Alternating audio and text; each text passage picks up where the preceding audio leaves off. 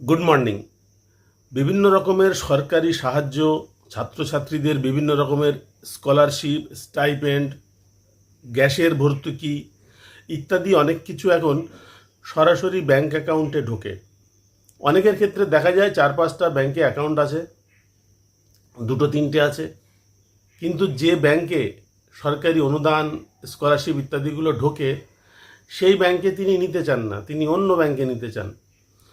কারণ তিনি যখন লাস্টে ব্যাংকে অ্যাকাউন্ট খুলেছেন তখন সেই ব্যাংক তার আধার নম্বর দিয়ে সিডিং করিয়েছে, যার ফলে তার ব্যাংকের সঙ্গে ডিবিটি লিঙ্কটা অন্য ব্যাংকে চলে গেছে।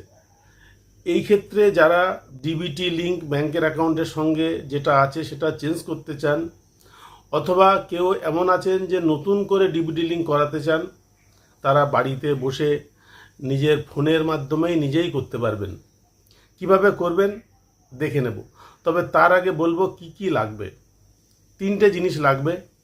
প্রথম লাগবে তার একটা মোবাইল নম্বর, 2 নম্বর লাগবে তার আধার নম্বর, 3 নম্বর লাগবে তার ব্যাংক অ্যাকাউন্টের নম্বর। এবং আধার নম্বর যেটা তিনি দেবেন সেটা কিন্তু অবশ্যই মোবাইলের সঙ্গে লিঙ্ক থাকতে হবে। যদি আধার নম্বর মোবাইলের সঙ্গে লিঙ্ক না থাকে তাহলে কিন্তু হবে না। যাদের মোবাইলের সঙ্গে আধার লিঙ্ক নেই তারা আগে মোবাইলের সঙ্গে আধার লিঙ্ক করাবেন এবং তারপর ডিবিটি লিঙ্কের জন্য চেষ্টা করবেন। আমি এখন দেখাবো কিভাবে ডিবিটি লিঙ্ক করতে হবে বাড়িতে বসে।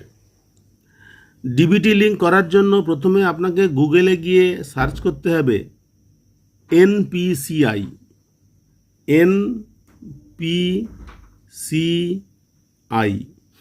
এনপিসিআই এটা এলো। এখানে উপরে আপনারা দেখতে পাচ্ছেন 3টে ড্যাশ আছে, এটা হচ্ছে মেনু। এই মেনুতে ক্লিক করতে হবে। মেনুতে ক্লিক করলে এই অপশানগুলো আসবে: home, about NPCI, customer, business, statistics. এখান থেকে কাস্টমার চুজ করতে হবে। কাস্টমার চুজ করলে অনেকগুলো অপশান খুলবে: get help, UPI complaint, other product complain, NCT, FASTag status, Bharat Aadhaar seeding enabled, BSE. এই অপশানটা ক্লিক করতে হবে। অনেক ক্ষেত্রে সিস্টেমে ভিড় থাকলে একবারে হবে না, আপনাকে তখন আবার ব্যাকে গিয়ে চেষ্টা করতে হবে। এরপরে আছে Aadhaar seeding or deseeding, request for Aadhaar seeding deseeding. এখানে আধার নম্বর লিখতে হবে, কোনো ড্যাশ দেওয়ার দরকার নেই। আধার নম্বর লেখার পর এবার কি করতে হবে? সিডিং বা ডিসিডিং। আপনাদের ডিসিডিং করবার দরকার নেই, সিডিংই করবেন। সিলেক্ট ব্যাংক, এখান থেকে ব্যাংক সিলেক্ট করতে হবে।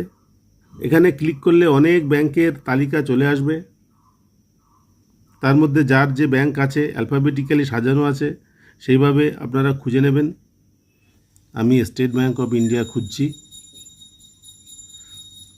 State bank of India. এবার দেখা যাচ্ছে এখানে 3টে অপশান আছে সিডিং টাইপ। যারা ফ্রেশ সিডিং করবেন তারা প্রথমটা চুজ করবেন। যারা একই ব্যাংকে একটা অ্যাকাউন্ট আছে তারা একই ব্যাংকের অন্য অ্যাকাউন্টে যাবেন, তারা মাঝখানেরটা চুজ করবেন, মুভমেন্ট সেম ব্যাংক। আর যারা এক ব্যাংকে আছেন অন্য ব্যাংকে সিডিং করাতে চান তারা লাস্ট অপশানটা ক্লিক করবেন। উদাহরণস্বরূপ বলি, ধরা যাক কারো অ্যাক্সিস ব্যাংকের সঙ্গে সিডিং করানো আছে, তাহলে movement from one bank to other bank এটা করতে হবে। এবার এখানে ব্যাংকের অ্যাকাউন্ট নম্বরটা লিখতে হবে, 2বার লিখতে হবে, প্রথমে একবার পরে একবার। ব্যাংকের অ্যাকাউন্ট নম্বর লেখা হয়ে গেলে এবার এই চেকবক্সে ক্লিক করতে হবে।